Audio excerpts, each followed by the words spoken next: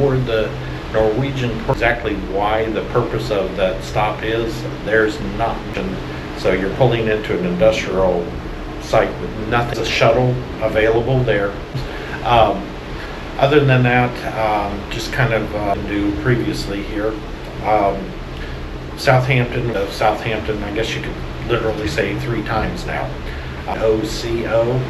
Some of them are right next to the hotel. Some of them have the most sunny days there out of all the cruising we've done up here because the wind was constant. So, hotel rooms are very nice. Showers very, very nice. Rainfall shower. You can go down the bar and get an ice bucket and bring it back up. If they don't, if you do get there and you're there, we pull in and out every day, all the time. But they do have into town or whatnot to go eat lunch, or relatively inexpensive compared to most of the other hotels. And it has a steakhouse in it. But when we looked up reviews, I'd personally try it. From the hotel itself, the mall is different than the U.S.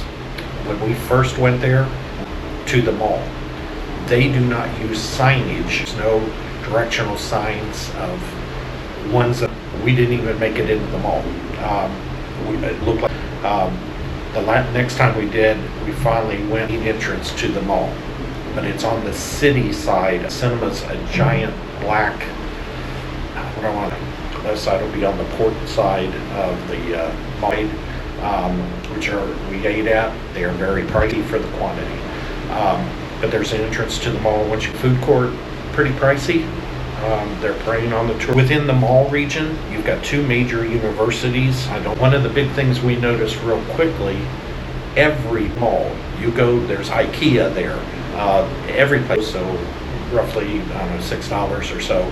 2-day stay and a separate 5-day stay. So we didn't have, excuse me, no farther than that.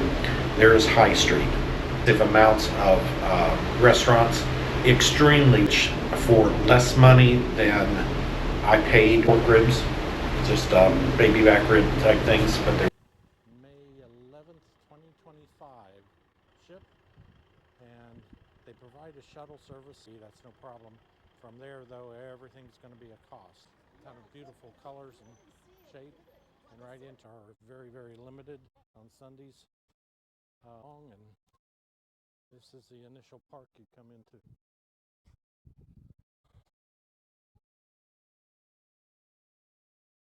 It is an English town of Senor de Padreo. You can freeze it there if you need to read on a little bit.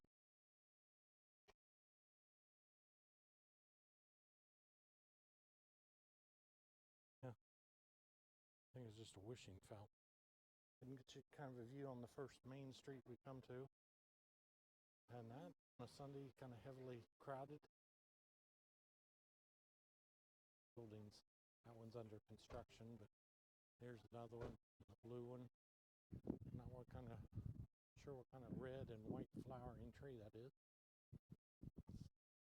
Give you an idea what you come off to. We'll continue. Grill set right up here on the sidewalk. I'm grilling outside, and the smell is just that fish. The rock salt. Look how packed.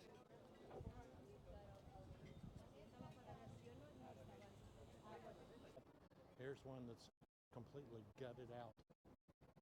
But it's two of the buildings. Construction going on in the area, so it almost looks like it's a developing port. So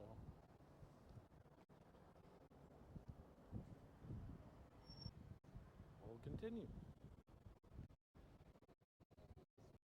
Trying to head towards a steeple, if you can see. Looks like they've got a beautiful cruise terminal brand. The locals need to reinvest in the town itself. There's a lot of empty buildings and redo the interior, so that's nice to see.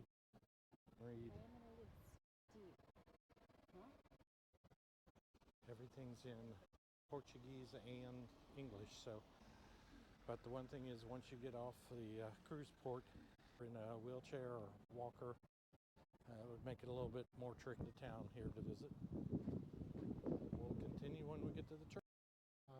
It is not an old church, at least signage, and it's not open for visitors. Seen this clock tower all the way up to the steeple. See? So, all brick, that's an old one, right in the middle of the building. Just trying to give you some landmarks in case you're out walking the town. In Cuba, most of them had trees growing out from the interior court gutted. Here, save the front facade. Guess parking's so tight, somebody decided to park on the roof. And you can see Remax. And again, it's just a foodie stop. If you want to get on, and I'm sure lots of shops are open during the week, but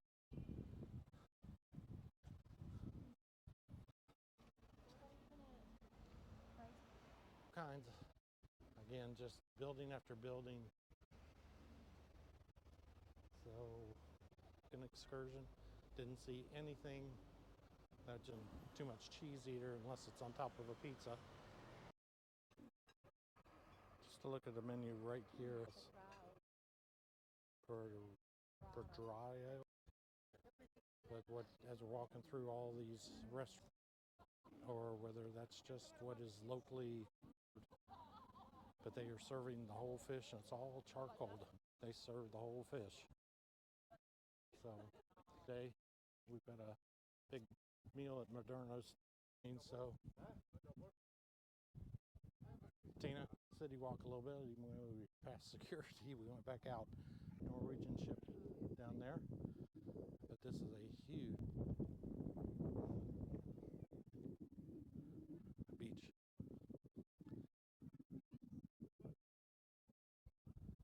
Statue of interest. So if you want to get off the boat and go to a beach, it's still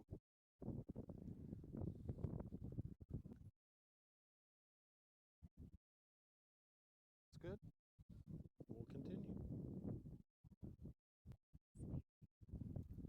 Yep. They've got wooden walkways down to the halfway on the beach itself. Tons of volleyball. Orange giant cup is down there. The point of that landmass.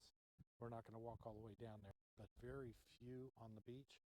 But there's no garden. Again, it's not so populated because of the chilly weather. Construction, but they need to do a lot of internal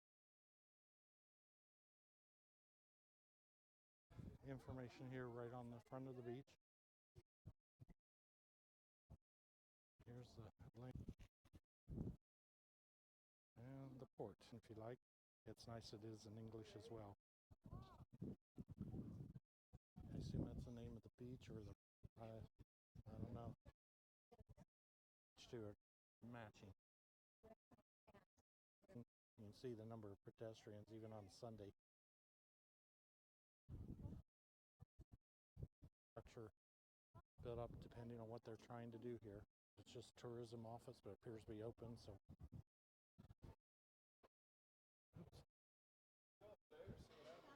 Yep, like the ship, but we're in the cruise terminal, which is a modern, not crowded, they're just in this port. I would tell you to definitely go up to the rooftop panorama. Impressive. All the spectacular viewpoint.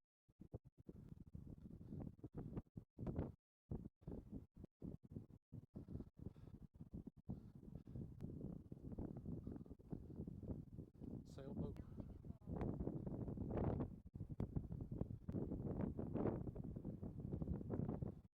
Nice, you get right off on the Lido deck. They're not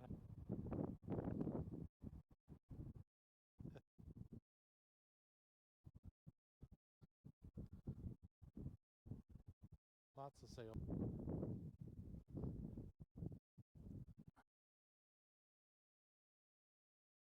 Just continuing, here's the end of the cruise, or hexagon tiles all the way throughout.